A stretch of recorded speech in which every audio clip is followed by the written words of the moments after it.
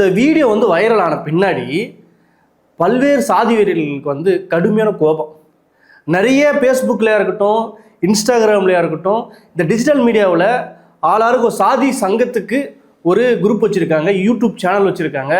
அந்த சேனல்ஸில் டேய் உன்னை சும்மா விட மாட்டேன்டா, உன்னை வெட்ட போகிறேன்டா, நீ என் ஏரியா பக்கம் வரவில்ல அப்போ பேசிக்கிறேன்டா, டே 200 ஊப்பி உன்னை விட மாட்டேன்டா அப்படின்ற மாதிரி எல்லா இடத்துலையும் கமெண்ட்ஸையும் தெரிவிக்க விட்டுருந்தாங்க. இது உச்சக்கட்டம் அடைய என்ன நடந்திருக்குன்னா, திருப்பூரில் ஒரு போலீஸ் ஸ்டேஷன் அவங்க மேலே கம்ப்ளைண்ட் பண்ணியிருக்காங்க.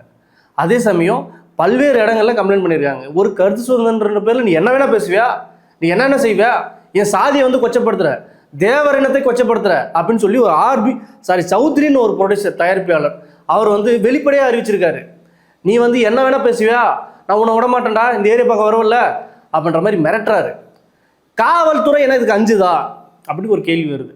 ஒரு சமூகம் எப்படி இருக்கணும், ஒரு அறிவியல் சிந்தனையோட ஒரு முற்போக்க பார்வையாக இருக்கணும். ஆனால் இந்த மாதிரியான கருத்துக்களை வந்து கருத்து சுதந்திரன்ற பேரில் எல்லாத்துக்கும் அனுமதிக்குது. அப்போ அதை அனுமதிக்கும் போது இயல்பாகவே சாதி ரீதியான மோதல்களும் சாதி ரீதியான வன்முறைகளும் பள்ளிக்கூடங்களை பார்க்குறதா இருக்கட்டும், பொதுவெளியில் பார்க்குறதா இருக்கட்டும், இப்படி பல்வேறு இடங்களை பார்க்க தானே படும்.